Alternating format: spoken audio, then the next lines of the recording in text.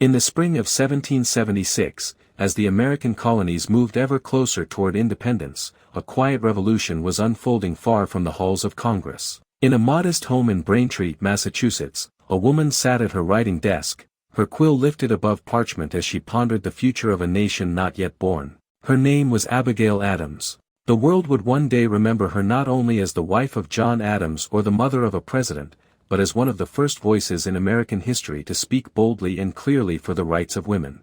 As the storms of revolution gathered over the 13 colonies, Abigail understood something profound: a free nation could not truly exist if half its people remained without representation. When Abigail took up her pen on March 31, 1776, the war for independence had already begun. John Adams was hundreds of miles away in Philadelphia, serving in the Second Continental Congress, helping to shape the laws and principles that would guide the colonies in their break from British rule. Abigail, managing the household and caring for their children amid shortages, inflation, and the constant fear of British attack, wrote with urgency.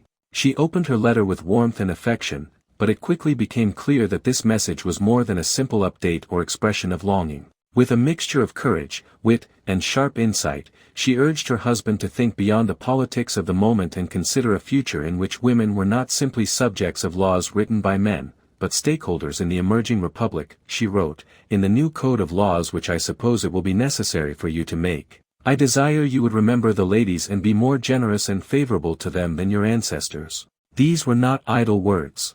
Abigail was pointing directly at a pattern she saw woven through history: men who preached liberty for themselves while overlooking the very same rights for women. She reminded John that power, when concentrated in any hands without restraint, tends toward abuse. And she warned him with stark honesty: do not put such unlimited power into the hands of the husbands. Remember, all men would be tyrants if they could. It was a bold statement, especially in a time when the very idea of women having a political voice was seen as unrealistic, even amusing. But Abigail pressed further, refusing to accept silence as her role. If the new nation ignored women, she declared that they would foment a rebellion, and will not hold ourselves bound by any laws in which we have no voice or representation.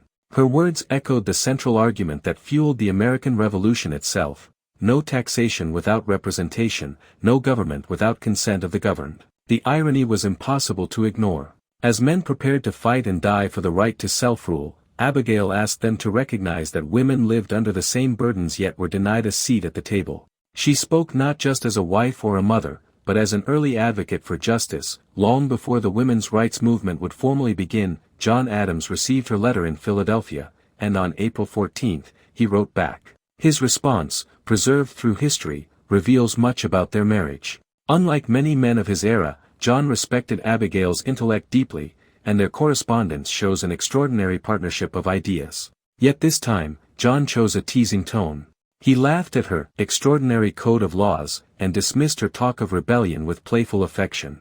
He reassured her that men were not the tyrants she imagined, although he admitted that the nation was already wrestling with an explosion of demands from different groups seeking rights and recognition. Enslaved people, workers, the poor, all were clamoring for a voice, and Abigail's call for women's equality added one more challenge to the fragile debates shaping America's future. John's letter was not hostile, but it was clear that he, like most of the leaders of the Revolution, was not ready to embrace such sweeping change. Although Abigail's plea did not immediately alter the laws of the new nation, her words did not fade. The letter became one of the most remarkable documents of the Revolutionary era, a sharp reminder that the struggle for freedom must not end at the boundaries drawn by tradition.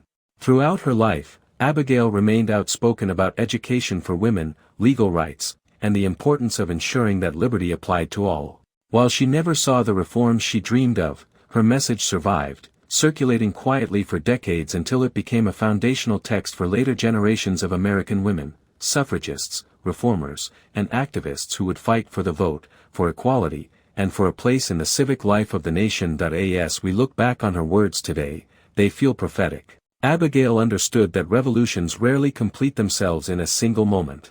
They begin with voices that dare to speak before the world is ready to listen. Her letter from Braintree stands as a testament to the power of conviction and the importance of questioning even the most accepted norms. She lived in a time when women were expected to be silent, but she chose to write anyway, confident that the principles of justice and liberty were strong enough to include her. 2. The story of Abigail and John Adams is also the story of an unusual marriage for its time, built on intellect, dialogue, and mutual respect.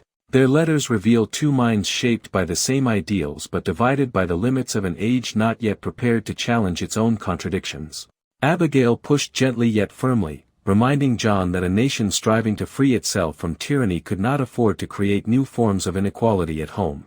And John, though bound by the beliefs of his era, took her words seriously enough to keep them safe, preserved in a history he surely knew would one day be examined. Through these letters, the world has gained a rare glimpse into the private debates behind the public revolution. As the struggle for American independence moved forward, Abigail's voice remained steady. She managed farms, oversaw finances, and raised children while the war raged, and she continued to write to John with the clarity and wisdom that made her one of the most influential women of her generation. Her reflections on politics, war, and human nature reveal a mind deeply engaged with the world beyond her doorstep. And although she never held office or delivered speeches from a stage, her impact on American history is undeniable. The legacy of that 1776 letter reaches far beyond the era in which it was written. When the women's suffrage movement gained momentum in the 19th century, Abigail Adams was remembered as a guiding spirit, a woman who had demanded representation at a time when such demands seemed unthinkable. Her call to "Remember the ladies" became a rallying cry, a reminder that the fight for equality in America began not in the streets, but in the quiet determination of those who refused to be silent. And today, as the nation continues to wrestle with questions of rights, justice, and representation, Abigail's words echo with renewed relevance. Her bold letter teaches us that every movement begins with someone who sees beyond the limits of their time. That progress is rarely simple or immediate. That courage often looks like a pen held firmly in the hand of someone who refuses to accept the world as it is. Abigail Adams understood that a truly free nation must include the voices of all its people, and she planted that idea in the American conscience long before it was ready to grow. And so, as we revisit that moment in Braintree, Abigail at her writing desk, the war unfolding around her, the future hanging in the balance, we are reminded that history is shaped not only by battles and congresses, but by words. Words that challenge. Words that question. Words that insist on justice. Her letter remains a powerful testament to the belief that true liberty cannot exist unless it belongs to everyone. And through that belief, Abigail Adams, in her quiet but enduring way, helped shape the American promise.